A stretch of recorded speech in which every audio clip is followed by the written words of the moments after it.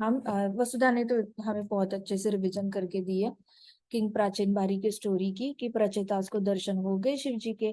अभी आगे क्या होगा, शिव जी ने तो प्रेयर्स बता दिए। अब प्रचेतास 10,000 सालों के लिए तपस्या कर रहे हैं पानी में खड़े होके।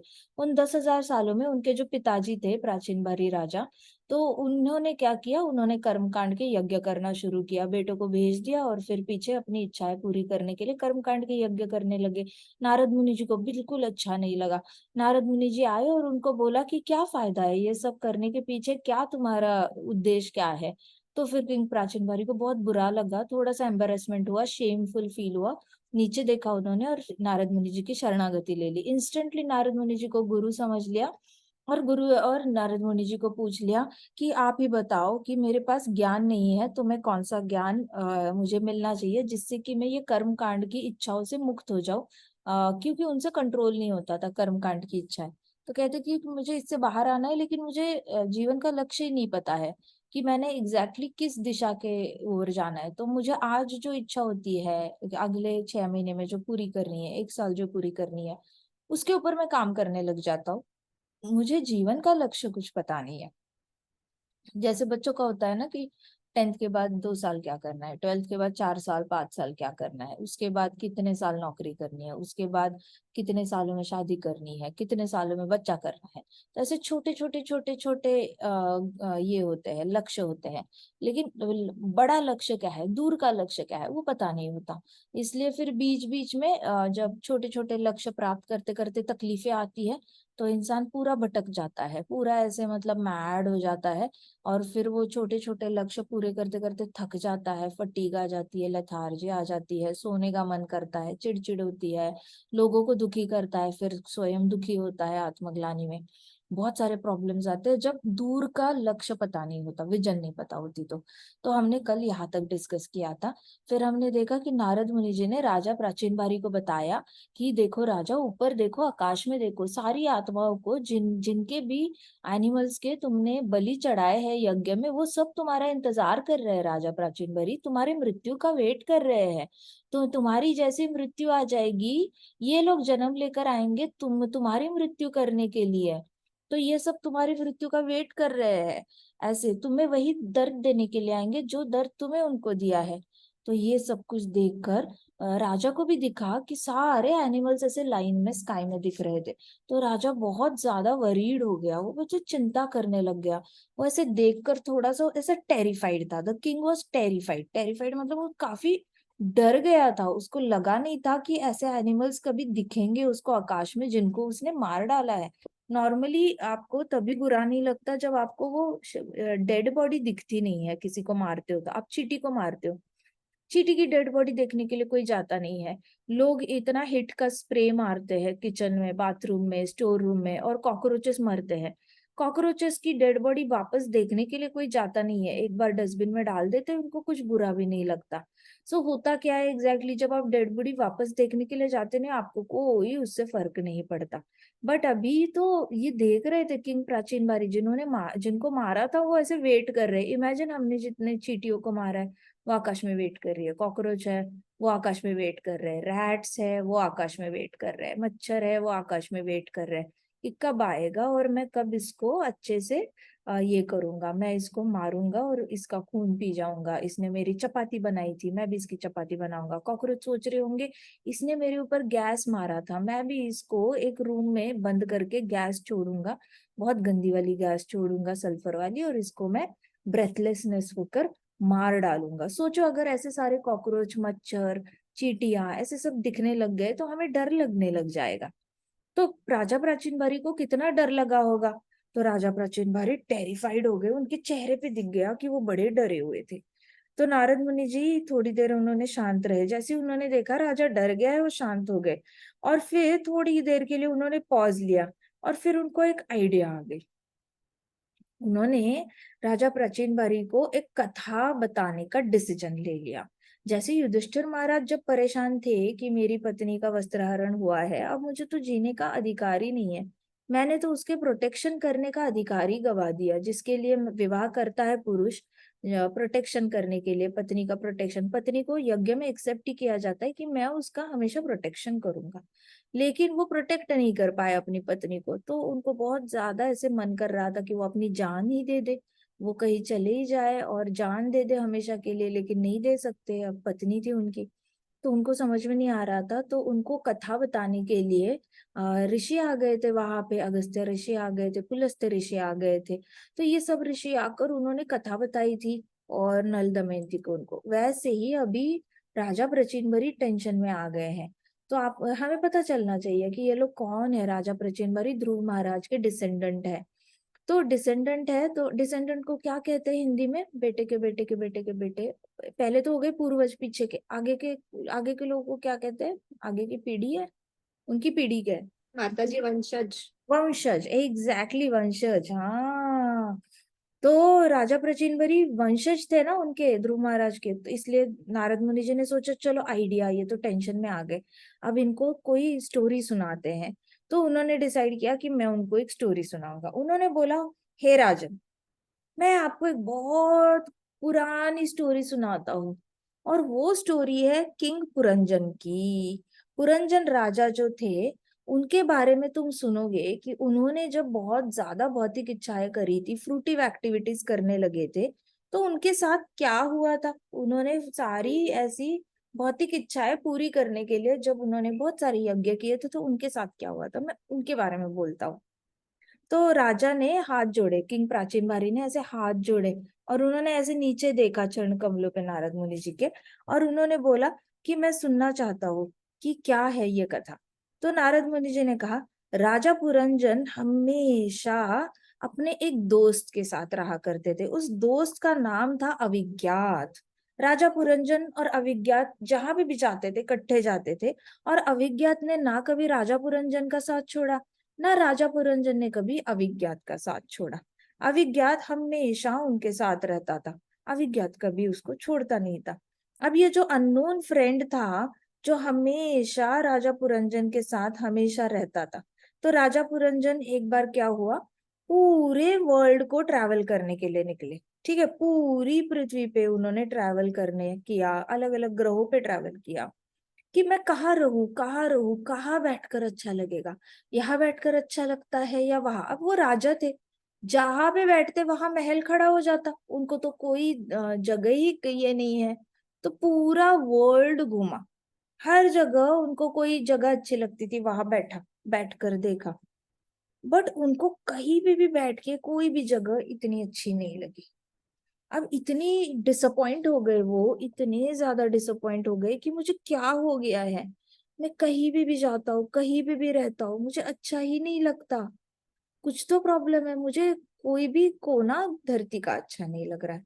इसलिए बड़े डिसअपॉइंटमेंट और मोरोस होकर ऐसे शांत बैठे थे। तो ऐसे ही होता है कुछ लोग ना, मैंने देखा है इंडिया में, कुछ बच्चे माँ बाप से परेशान हो जाते हैं, या ऑफिस से परेशान हो जाते हैं, किसी चीज से परेशान हो जाते हैं, तो इंडिया छोड़ देते हैं और बाहर के देश में भटकते रहते हैं, वहां पे भी 5-6 देश छोड़ते हुए भागते रहते हैं।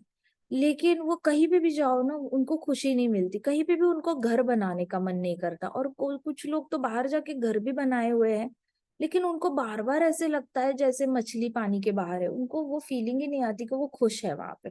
सोचो, इंडिया में खुश ना होना अलग बात है, जहां जन्मे हो वहीं पे अगर आप खुश नहीं हो, तो आप कुछ ना कुछ ऐसे कर लेते हो, आपकी बचपन की यादें होती है, आपके बचपन के दोस्त होते हैं, माँ बाप होते हैं, रिश्तेदार होते हैं, नए नए अगर पहचान बनानी है, नए दोस्त बनाने हैं, तो लैंग्वेज कॉमन आ जाती है, हमारी बॉडी का स्ट्रक्चर काम आ जाता है, हमारी सोच एक जैसी आ जाती है, तो नए नए दोस्त बनाना, नए लोगों से मिलना बहुत आसान हो जाता है। बाहर के देश में जाओ और वहां पे अगर परिवार के साथ नहीं बनती, आप इतने अकेले हो जाते हो, क्योंकि ना बाहर वालों के साथ बन रही होती है, वहां के देश वालों के साथ भी नहीं बन रही होती, उनकी संस्कृति मैच नहीं करती, लैंग्वेज मैच नहीं करती, बॉडी का स्ट्रक्चर मैच नहीं करता, सोच विचार मैच नहीं करते, तो नए दोस्त बनाना बड़ा मुश्किल हो जाता है। ना रिश्तेदार, ना बचपन के दोस्त, बड़े होकर मिले हुए दोस्तों के साथ इतना ज्यादा मैच नहीं होता। अपना परिवार उनको तंग करता रहता है, कभी परिवार टूट जाता है, कभी नौकरी चली जाती है, तो वहां पे जाके भी उनको सुख नहीं मिलता। तो वैसे ही ये राजा अविज्ञात है, ये राजा जो पुरंजन है, अविज्ञात उनके साथ रहते थे हमेशा, लेकिन राजा पुरंजन पूरी वर्ल्ड में कहीं पे भी खुश नहीं रह पा रहे थे। फिर बड़े परेशान होके बैठ गए। तो पुरंजन राजा को कोई भी जगह ऐसी नहीं लगी जहां पे उनका मन शांत हो रहा है या प्रफुल्लित हो रहा है। एक तो उनको मन शांत करना था या प्रफुल्लित करना था, दोनों में से कुछ भी नहीं हो रहा है। ना कहीं एक्साइटमेंट आ रही है, ना कहीं शांति मिल रही है। He could not find a place to his liking because he possessed unlimited desires. उसको जैसी जगह चाहिए थी वैसी जगह नहीं मिल रही थी, क्योंकि उसके पास अनलिमिटेड डिजायर्स थे। अनलिमिटेड डिजायर मतलब क्या? हमेशा ऐसे लगना कुछ कमी है, कुछ कमी है, कुछ कमी है।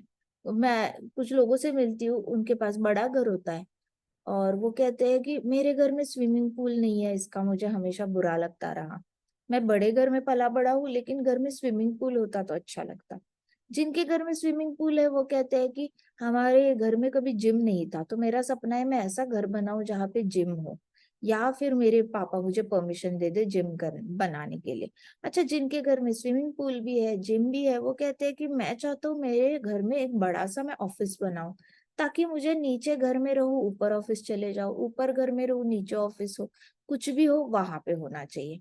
तो इनका इच्छा ही नहीं पूरी होती। फिर कुछ लोग कहते हैं कभी कभी मुझे लगता है मेरे घर के टेरेस पे ही हेलीपैड होना चाहिए, जहाँ पे हेलीकॉप्टर लैंड करता है, ताकि मुझे इतने ट्रैफिक में ट्रैवल करके एयरपोर्ट ना जाना पड़े।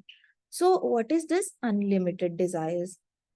मतलब खत्म ही नहीं होता, होता ही नहीं खत्म। आप 300 स्टोरीज वाला मकान बना लो, 300 ऐसे लेयर फ्लोर्स वाला आप मकान बना लो, और उसमें आपकी 300 इच्छाएं फिट कर दो।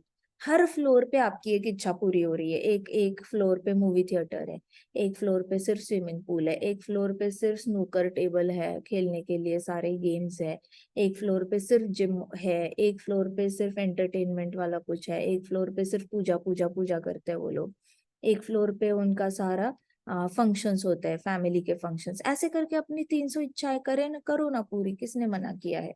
लेकिन 300 इच्छाओं की जगह 600 जनरेट हो गई, तो 300 माले की बिल्डिंग भी छोटी पड़ जाएगी ना। अब वापस 300 माले की बिल्डिंग बनाओगे क्या? कितने बनाओगे, कितने बिल्डिंग अपने लिए? तो दुबई में ऐसी फैमिलीज है जिनकी इतनी बड़ी बड़ी बिल्डिंग्स है, इंडिया में भी है। तो इतने बड़े बड़े घर, 300 फ्लोर वाले घर होने के बावजूद भी इनका मन नहीं भरता। इनको और दूसरे देश में जाकर ये लोग उतना ही बड़ा मकान बना लेते हैं, और दुबई में तो ये बहुत कॉमन है। लेकिन उनकी इच्छाएं पूरी नहीं होती, उनमें घर में अभी भी झगड़े होते रहते हैं। कुछ लोग बोल रहे होते हैं कि कार्स इतनी है, कार की पार्किंग के लिए और एक फ्लोर कंस्ट्रक्ट करना है, लेकिन देखो पापा ने कैसी बिल्डिंग बनवाई है, एक भी एक्स्ट्रा फ्लोर ऐड नहीं कर सकते। ऐसी कंप्लेन कर रहे होते ये लोग।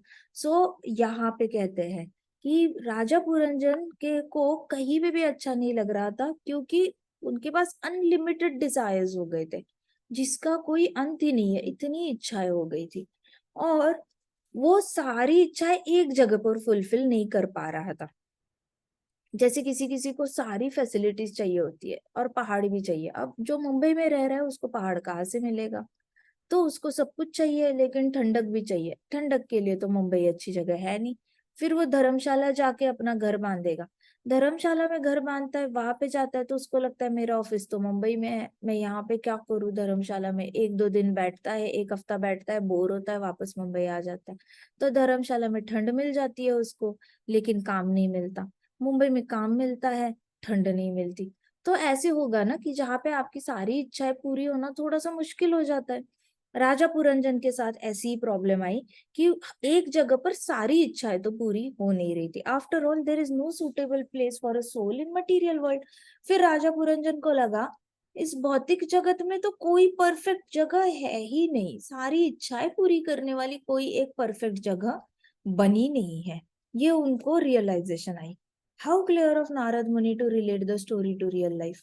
तो यहाँ पे मैत्रेय मुनि कह रहे हैं कि नारद मुनि जी कितने स्मार्ट है, कितने इंटेलिजेंट है, कि उन्होंने इतने अच्छे से ये रिलेट किया राजा प्रचीन भरी के स्टोरी को। उन्होंने कहा कि पुरंजन राजा को फाइनली पता चला कि भौतिक जगत में ऐसा कोई भी कोना बना नहीं है जिस कोने में जीवात्मा को 100% हैप्पीनेस मिले।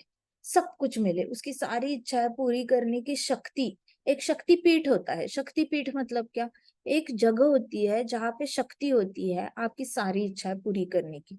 लेकिन ऐसी जगह तो है ही नहीं। हमें वृंदावन अच्छा लगता है, वृंदावन में पहाड़ कम है, थोड़े से पहाड़ है। हमें मायापुर अच्छा लगता है, मायापुर में ठंड कम है। अगर किसी को ठंड चाहिए तो हिमाचल चले जाए, लेकिन हिमाचल में कृष्णा का कोई धाम ही नहीं है, क्या करे भला। फिर उत्तराखंड चले गए, उत्तरांचल चले गए, उत्तराखंड चले गए, वहां पे भी कृष्णा का है एक धाम, थोड़ा सा धाम नहीं है, but it there is a small place also to stay. But बाकी सारे देवताओं को बहुत कुछ है। आपको सब कुछ एक साथ मिलना थोड़ा सा मुश्किल हो जाता है। थोड़ी ठंडक ज्यादा विंटर्स में द्वारका साइड मिल जाती है।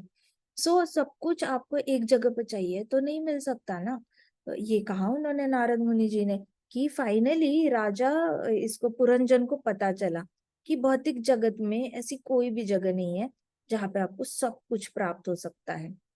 At last he came to the city in southern part of Himalayas. Finally वो कहा गया, हिमालय के साउथ साइड चला गया, जिसको कहा जाता है भारतवर्ष। तो कहाँ पे आ गए राजा पुरंजन, कहाँ पे आ गए, हमारे साउथ ऑफ हिमालयाज। कौन है साउथ ऑफ हिमालयाज, हमारे यहाँ से नॉर्थ में हिमालय है, तो हम लोग साउथ में आ गए ना।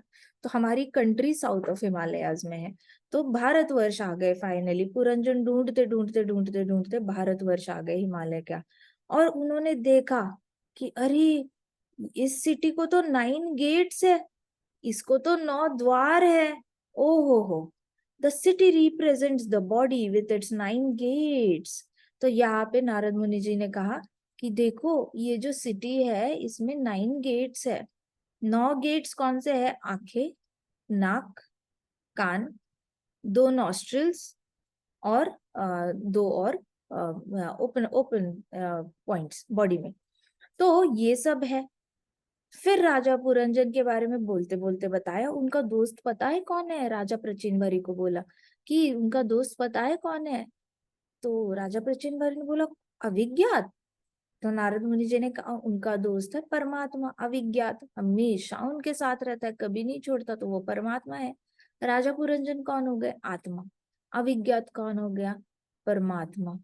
अभी ये सिटी में जो आए हैं, ये 9 गेट्स कौन से हुए, हमारे बॉडी के 9 ओपनिंग्स हो गए। अलग अलग जगह पर ओपनिंग्स होते हैं हमारी बॉडी पे, तो वो है।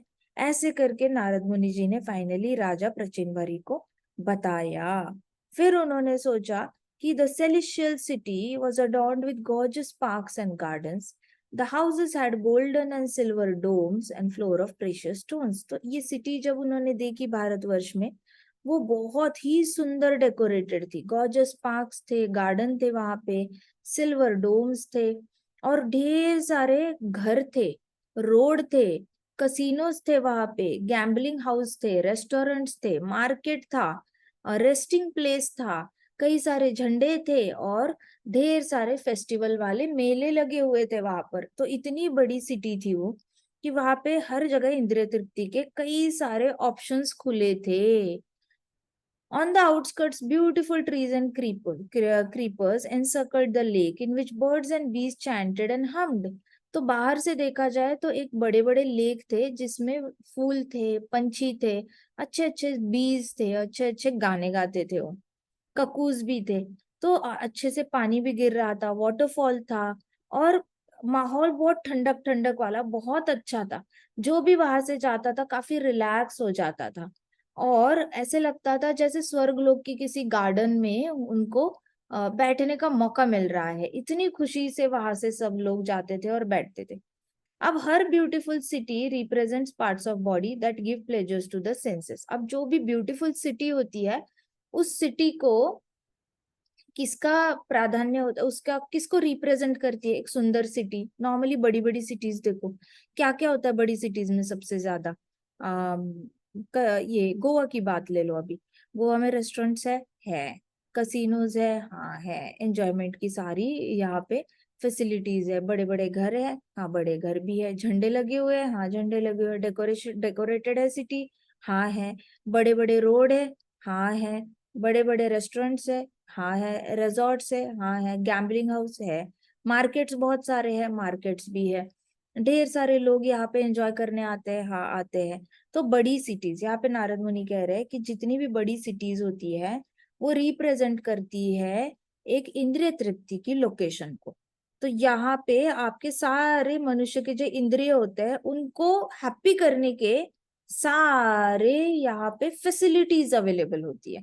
तो नारद मुनि जी कहते हैं राजा प्रचिनबरी को कि जो भी ब्यूटीफुल सिटी होती है वो हमेशा पार्ट्स ऑफ बॉडी को प्लेजर देने के लिए ढेर सारी फैसिलिटीज के साथ आती है। और वहां का एटमॉस्फेयर कुछ लोगों को जिनको इंद्रिय तृप्ति करनी होती है वो एटमॉस्फेयर उनको बहुत अच्छा भा जाता है, इसलिए बहुत सारे लोग यहाँ सेटल होने पे आ जाते हैं कि यहाँ पे चलो लाइफ बहुत आरामदायी है, यहाँ पे बहुत एंजॉय किया जा सकता है, आराम से रहा जा सकता है, कोई इंटरफेयर नहीं करता। आप रूल ब्रेक कर रहे हो, आप गैम्बलिंग कर रहे हो, कोई आपको टोकेगा नहीं। आप रात रात भर रोड पे घूम रहे हो, कोई टोकेगा नहीं। आप मिडनाइट तक ड्रिंक कर रहे हो, कोई टोकेगा नहीं। तो जिनको इंद्रिय तृप्ति करनी होती है उनके लिए तो ये स्वर्ग है, पृथ्वी के ऊपर का स्वर्ग है, जहाँ पे कोई रोक टोक है नहीं, पुलिस पकड़ती नहीं है और आपको ओपनली गलत काम करने की पूरी परमिशन है, लाइसेंस है। तो ऐसी बड़ी सिटीज जो होती है इसका जो एटमॉस्फेयर होता है कुछ इंद्रिय तृप्ति करने वाले लोगों के लिए तो ये हेवनली प्लैनेट हो जाता है। और ये कंपेयर किया गया है ब्लिसफुल फैमिली लाइफ को। तो सिटी के अंदर जो घर है, रेस्टोरेंट से, इसको फैमिली समझी गई है और इंद्रियों को ये सारी चीजें खुशी देती है। तो वैसे शरीर को खुशी कौन देती है? फैमिली देती है। तो इंद्रिय तृप्ति के वाले इंसान के लिए उसकी फैमिली क्या हो गई? कैसीनो। उसकी फैमिली क्या हो गई? सारे जो दुकानें जो बेचते हैं अल्कोहल, वो सारी उसकी फैमिली हो गई, क्योंकि वो ज्यादा करीबी लगता है, अपना परिवार तंग करता है तो ये सारी चीजें ज्यादा करीबी लगने लगती है। तो इवेंचुअली फैमिली की डेफिनेशन रिप्लेस हो जाती है। तो प्राचीन भारी को नारद मुनि यही बता रहे हैं, राजा प्राचीन भारी को, कि इंद्रिय तृप्ति आपको ऐसे मार्ग पे ले जाती है जहां पे इंद्रियों को जो भी खुश करेगा वो फैमिली बन जाता है सडनली। तो इंद्रियों को अगर गैम्बलिंग हाउस खुश करेगा तो वो फैमिली बन गया, रेस्टोरेंट खुश हो करेगा तो वो फैमिली बन गया, मसालची करता है वहां का खुश, कुक खुश करता है, रेस्टोरेंट का खाना अच्छा, रिजॉर्ट अच्छा लग जाता है। तो ये सारी ओरिजिनल फैमिली को रिप्लेस करने के लिए ये फैमिली बन जाती है इंसान की, जो एंजॉय करना चाहता है बहुत ज्यादा, उसके अंदर अनलिमिटेड डिजायर्स है। नारद मुनि जी अभी शांत हो गए थे और गंभीर हो गए थे।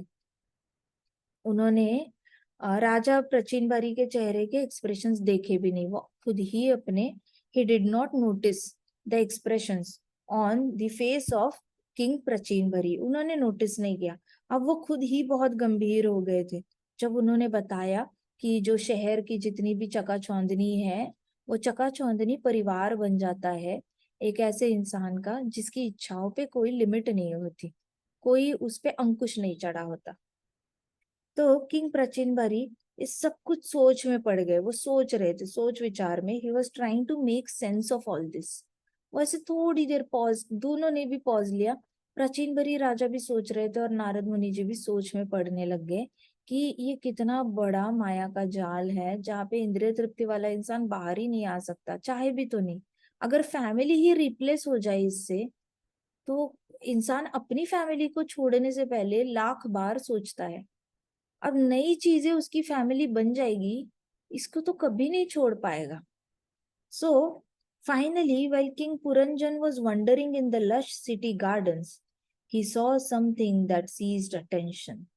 फाइनली राजा पुरंजन जो थे, पुरंजन राजा जिनकी कथा बता रहे हैं नारद मुनि जी, तो राजा पुरंजन घूम रहे थे साउथ ऑफ हिमालयाज में, सारी सुंदरता ऐसे देख रहे थे, उनको बड़ा अच्छा लग रहा था कि वाह ये सब कुछ है, ये भी इंजॉय कर सकते हैं, ये भी कर सकते हैं, वो भी कर सकते हैं। राजा पुरंजन तो बड़े हैप्पीली घूम रहे थे क्योंकि कोई ऐसी जगह मिली नहीं थी उनको पृथ्वी पे जहाँ पे वो उनको सब कुछ मिल सकता है। लेकिन एक सिटी मिल गई उनको जहाँ पे उनको लगा उनकी सारी इच्छाएं पूरी हो रही है यहाँ पे। तो उस सिटी में जाकर राजा पुरंजन को खुशी मिली कि वाह पानी भी है, पंछी भी है, बीज भी है, रेस्टोरेंट्स भी है, गैम्बलिंग हाउस भी है, सब कुछ है, जो मुझे चाहिए वो सब कुछ है। घूमते घूमते घूमते उनकी नजर पड़ी एक ब्यूटीफुल वुमन पे, एक गॉर्जियस वुमन, एक लेडी थी, वो बहुत सुंदर थी, उन पे उनकी नजर गई। फिर राजा एकदम स्टन हो गया। स्टन्ड मतलब उनकी सुंदरता देखकर एकदम ऐसे चौंक गया, देखता ही रह गया। वो इतने ग्रेसफुली वॉक कर रही थी अपने 10 सर्वेंट्स के साथ। तो वो लेडी के पास 10 सर्वेंट्स थे, 10 नौकर थे, उनके साथ वो वॉक कर रही थी। तो राजा पुरंजन देख रहे थे, इतनी सुंदर, और आसपास 10-10 नौकर, और उन नौकरों की 100 वाइव्स उनके साथ भी थी। तो उन 10 नौकर थे, उनके 100 बीवियां उनके साथ थी। उसके बाद उस लेडी के साथ एक 5 वुडेड स्नेक था जो उसको प्रोटेक्ट कर रहा था। तो वो लेडी के साथ एक ऐसा स्नेक भी जा रहा था ऐसे स्लिपर करके, और उसके 5-5 हेड्स थे। तो वो 5 हेड्स वाला जो स्नेक था, उस लेडी के साथ भी ऐसे स्लिदर करके जा रहा था। वो इतनी ज्यादा सुंदर थी कि उसके कपड़े जो थे वो शिमरी शिमरी थे। उसने जो साड़ी पहनी थी वो पूरी सिल्वर कलर, सिल्वर और येलो मिक्स करके जो कलर बनता है, हल्का सा येलो और सिल्वर ज्यादा था, वो मिक्स करके जो कलर बनता है, ऐसे येलो कलर की शिमरी साड़ी थी, शिमर कर रही थी उसकी साड़ी। और उसने उसके ऊपर ऐसे गोल्डन बेल्ट पहना हुआ था, कमर पे उसने गोल्डन बेल्ट पहना हुआ था साड़ी के ऊपर। और उसके पाँव में एंकलेट बेल्स थे, मतलब पायल थे उनके पाँव में, जो बहुत ही अच्छे से छनकार करते थे। और हर बार वो जब ऐसे ऐसे छम करके वॉक करती, तो हर बार की छनकार में राजा का दिल बैठ जाता। हाय कितनी सुंदर है, हाय कितनी सुंदर है, ऐसे। और उसकी आवाज आती थी उसके छन छन की, तो उसका दिल बैठ जाता। इतनी सुंदर कैसे कोई हो सकती है, ये चलती भी कितनी ग्रेस से है, कि हर बार एक पॉज के बाद छन आता, एक पॉज के बाद छन आता। तो राजा उसकी चाल पे भी पूरी तरह मंत्रमुग्ध हो गया था। और वो उसकी सेलिशियल, उसको देखकर उसको लगा कि ये तो पृथ्वी की हो ही नहीं सकती, ये तो सेलिशियल बीइंग है। सेलिशियल बीइंग मतलब ये ऊपर के लोकों से आई हुई है, ऐसे उसने सोचा। अभी उसने जैसे ही राजा पुरंजन ने उसको देखा, तो वो लेडी ने साड़ी से अपना ऐसे ऐसे सर के ऊपर दुपट्टा लेकर ऐसे आधा मुंह ढक लिया। उसने अपना बॉडी ठीक से कवर कर लिया फिर उसने वापस। और वो राजा को ऐसे वापस मुड़ के देखा, उसने चिढ़ाया उसको और स्माइल दे दी, स्माइल करके टीज किया। स्माइल करके टीज करने को कहते हैं लीड ऑन करना। लीड ऑन करना मतलब खुद ही ऐसे दिखाना जैसे कि मैं भी इंटरेस्टेड हूँ। तो राजा को तो वो बहुत अच्छी लगी थी, उसने भी ऐसे मुड़ा, उसको स्माइल करी, और उसको लीड ऑन किया। लीड ऑन किया मतलब उसको स्माइल करके ऐसे दिखाया कि yes I also I am interested. तो राजा फिर अपने आप को रोक नहीं पाया। तो उसने देखा कि it appeared she was looking for a husband. तो राजा को लगा, ऐसे अपियर हुआ मतलब उसने अज्यूम कर लिया कि लगता है वो अपने लिए एक हस्बैंड ढूंढ रही है, वो लगता है वो अपने लिए एक पति ढूंढ रही है। तो king Puranjan could not refrain from talking her. राजा पुरंजन अपने आप को रोक नहीं पाया। देखो 100 पुत्रों का बाप है, उसके 10 पुत्रों का बाप है वो। 10 पुत्र तपस्या कर रहे हैं विष्णु भगवान की, शिव जी के प्रेयर्स गा रहे हैं, और यहाँ पे उनके पिताजी कर क्या रहे हैं, एक लेडी के पीछे उसके साथ विवाह का प्रपोजल लेके जा रहे हैं। तो राजा पुरंजन अपने आप को कंट्रोल नहीं कर पाए, और उनको बात करने का मन किया, उनको बहुत ज्यादा बात करने का मन कर रहा था उसके साथ। तो उसने पूछा, my dear lotus tight lady, who are you, where are you coming from, how are you so beautiful, whose daughter are you, why did you come here, what are you trying to do, please tell me everything about you, who are these 10 bodyguards, and why is the snake walking with you in front of you, are you searching for husband, are you threatened by somebody। इतने सारे 1 2 3 4 5 6 7 8 9 10 11 11 questions पूछे राजा पुरंजन ने at a गो में। तो देखो कितना उससे रहा नहीं जा रहा था उसको क्वेश्चन पूछना, सब कुछ टक टक टक टक टक टक करके उसने जल्दी से पूछा कि हे लेडी, तुम कहाँ से आई हो, तुम किसकी बेटी हो, तुम यहाँ पे क्या कर रही हो, तुम इतनी सुंदर कैसी हो, तुम्हें यहाँ पे कौन लेके आया, तुम यहाँ करना क्या चाहती हो, ये तुम्हारे 10 नौकर कौन है, बॉडीगार्ड्स कौन है, इनको 100 बीवियां क्यों है, और ये सांप जो है तुम्हारे साथ, ये तुम्हारे साथ तुम्हारे आगे क्यों चल रहा है, इस सांप के 5 हेड्स क्यों है, ऐसे करके उसने बहुत सारे क्वेश्चन, और फिर एंड में पूछा, क्या तुम अपने लिए पति ढूंढ रही हो? Are you searching for a husband? क्या तुम अपने लिए पति ढूंढ रही हो? ऐसे करके राजा पुरंजन ने पूछा। राजा Puranjan, he could not believe how beautiful this girl appear to be. उसकी आंखों पे अभी भी भरोसा नहीं हो रहा था कि वो इतनी सुंदर कैसे है। तो he told her that she was like goddess of Fortune. वो इतना शॉक्ड था। उसने बोला कि राजा पुरंजन ने बोला, तुम बिल्कुल लक्ष्मी की तरह दिखते हो, भाग्य की देवी लक्ष्मी की तरह दिखने में हो, तुम बहुत ही ज्यादा सुंदर हो। तुम पार्वती तो नहीं हो? ऐसे कहा। क्या तुम पार्वती हो और सरस्वती, या फिर तुम सरस्वती हो? तुम कौन हो? ऐसे पूछा। He then realized that she cannot be one of them because her feet touched the ground. फिर उन्होंने जैसे ही पूछा कि क्या तुम लक्ष्मी, सरस्वती हो, पार्वती हो, कौन हो, और फिर चरण कमलों को देखा तो चरण कमल तो जमीन पे टिक रहे थे। तो राजा प्राचीन बारी को पता चला कि ये कोई ऊपर से आई हुई स्त्री नहीं है, ये यही की है। इसके तो पाँव टच हो रहे ग्राउंड पे। ऊपर से आई होती तो थोड़ा सा ऊपर, ऐसे 5 इंच ऊपर फ्लोट होते होते वॉक करते हैं, उनका उनके पाँव टच नहीं होते पृथ्वी पे। तो वैसे they can't touch their feet on the ground on earth planet. उनको अलाउड ही नहीं होता अर्थ प्लैनेट पे अपने चरण कमल टच करने का, ऊपर के जो लोगों से आते हैं वो। तो उन्होंने कहा कि उन्होंने कहा कि he then realized that she is just a woman from this planet. उनको रियलाइजेशन हुई कि ये इधर की है, कि कोई बाहर की है नहीं।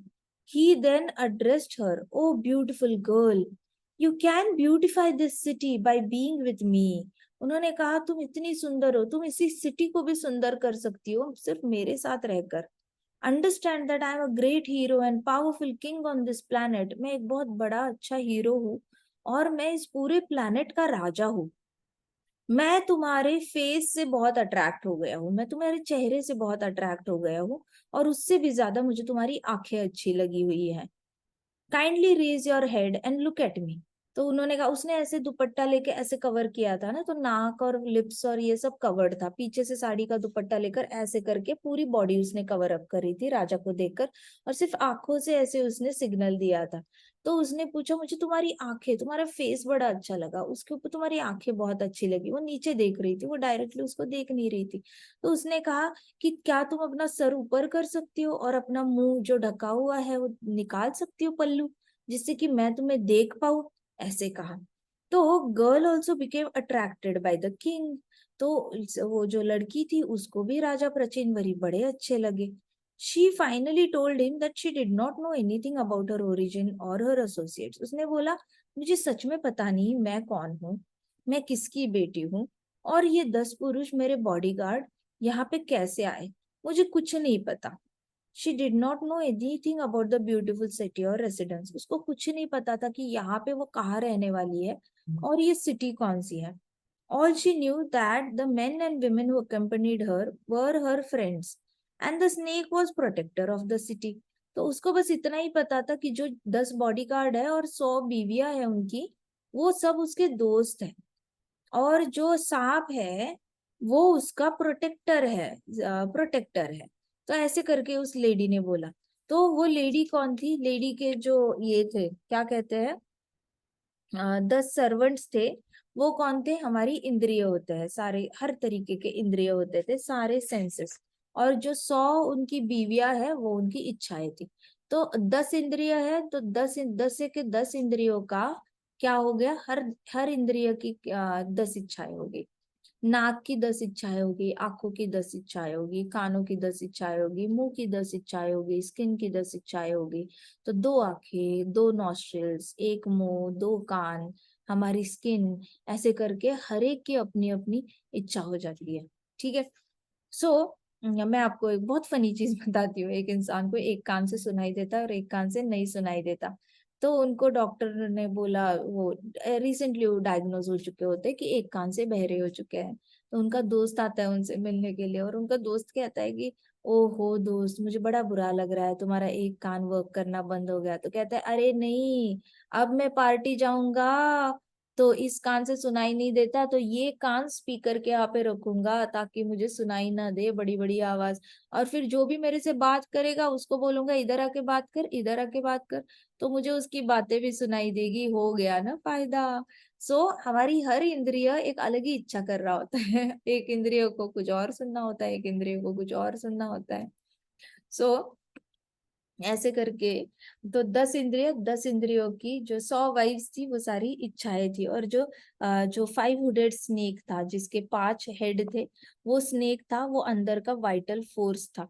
मतलब अंदर का एक बहुत ज्यादा एनर्जी होती है, वाइटल फोर्स होता है हमारे अंदर, जो हमें पुश करता है कोई चीज करने के लिए। तो इस लेडी ने कहा कि ये लड़की जो थी उसने कहा ये जो स्नेक है, ये स्नेक प्रोटेक्शन के लिए है मेरे। तो हमारे अंदर का जो ये होता है, शक्ति होती है हमारे अंदर कुछ करने की, वो हमारी प्रोटेक्शन भी कर रही होती है। तभी तो मच्छर ऐसे बैठ गया तो आप ऐसे मार देते हो मच्छर को, क्योंकि प्रोटेक्शन करता है। हमारे अंदर की जो एनर्जी है वो हमारे हाथ उठने के लिए हेल्प करती है और ऐसे करने का, तो इम्पल्स एक्शंस आते हैं उससे, तो वाइटल एनर्जी होती है। तो वो स्नेक वो एनर्जी है। बाकी सारी 10 बीवियां इंद्रिय है, और 10 वो सारे 10 बॉडीगार्ड्स, और उनकी जो पत्नियां हैं वो सारी इच्छाएं हैं, हर इंद्रिय की अपनी इच्छा है। So the girl also became, फिर उसने कहा मुझे कुछ पता नहीं है। किंग प्रचीनबरी बहुत सोच में पड़ गए। Narad Muni ji wondered if king understood the meaning of the story. Narad Muni ji सोचने लगे राजा को ये स्टोरी समझ में आई भी है या नहीं आई है, क्या उसको समझ में आया ये स्टोरी किसकी है। फिर नारद मुनि जी सोचने लगे कि किंग प्रचिनबरी को समझ में आना चाहिए, मैंने ये जो स्टोरी बताई है, मैंने उसी की स्टोरी बताई है उसको। मैंने उसका नाम बदला है राजा पुरंजन को। तो राजा पुरंजन और कोई नहीं है कहानी का, राजा पुरंजन मतलब राजा प्रचिन बारी ही है, अविज्ञात और कोई नहीं है। तो राजा प्रचिन बरी के हृदय में जो परमात्मा है उनकी बात हो रही है। ये बड़ी सिटी, कोई बड़ी सिटी मतलब ऐसी कोई लेडी नहीं है। ये बड़ी सिटी मतलब राजा प्रचिन बरी का राज्य है, जहाँ पे वो सारे यज्ञ कर रहा है और इच्छाएं पूरी कर रहा है। फिर ये जो लेडी के जो 10 बॉडीगार्ड्स है, ये और कोई नहीं है, राजा प्रचिन बरी के इंद्रिय है। और इस लेडी के बॉडीगार्ड्स की जो 100 पत्नियां हैं और कोई नहीं है, राजा प्रचिन भरी की इच्छाएं हैं। और इस लेडी का जो सांप है जो उसका प्रोटेक्शन कर रहा है, वो और कुछ नहीं, राजा प्रचिन भरी के अंदर की वाइटल फोर्स है, मतलब अंदर की एनर्जी है, जो गलत दिशा में लगा रहा है। जो जो सांप प्रोटेक्शन करना चाहिए, वो सांप का इस्तेमाल इंद्रिय तृप्ति के लिए किया जा रहा है। तो इसलिए नारद मुनि जी ने सोचा, क्या राजा प्राचीन बारी को ये स्टोरी समझ में आ गई होगी कि मैं किसके बारे में बात कर रहा हूँ और मैं क्या बात कर रहा हूँ। जिस लेडी से वो इतना ज्यादा अट्रैक्टेड है, वो लेडी और कोई नहीं है, उसका खुद का राज्य है, जो उसको और बेहतर बनाना है और सुंदर बनाना है। तो ये लेडी कोई स्त्री नहीं है, ये लेडी तो उसका खुद का राज्य है, जो और सुंदर बनाने की कोशिश कर रहा है और उसके साथ विवाह करना चाहता है। मतलब हमेशा के लिए यही पे रहना चाहता है वो, यही पे सुंदर सुंदर अपना अलग अलग महल उसकी सुंदरता करके, आसपास पहाड़ बनवाना चाहता है, पानी बनवाना चाहता है, पंछी ये वो, तो ऐसे सुंदर एम्बियंस बनाकर बड़ा सा महल बनाकर वो रहना चाहता है। तो ये लेडी इतनी सुंदर है, तो वैसे उसका महल, उसका रहने का सारा खान पान लग्जरी सब उसको उस लेडी के रूप में उस सिटी में दिखती है। तो किंग प्राचीन बारी को ये सिटी बड़ी अच्छी लगने लगी है। तो तब नारद मुनि जी ने सोचा, आई होप राजा प्राचीन बारी को समझ में आया हो कि राजा पुरंजन और कोई नहीं है, वो स्वयं ही है। ऐसे करके नारद मुनि जी सोच में पड़ने लग गए। आगे की कथा हम कल देखते हैं। ग्रंथराज श्रीमद् भागवतम की जय, श्रील प्रभुपाद की जय, श्री श्री राधा श्याम सुंदर की जय, श्री श्री कृष्ण बलराम की जय, वृंदावन धाम की जय, समस्त भक्त वृंद की जय। हरे कृष्णा कृष्णा कृष्णा हरे हरे, हरे राम राम राम हरे हरे, हरे कृष्ण महासंकीर्तन यज्ञ की जय। हरे कृष्ण माता जी, गुड हरे नाइट।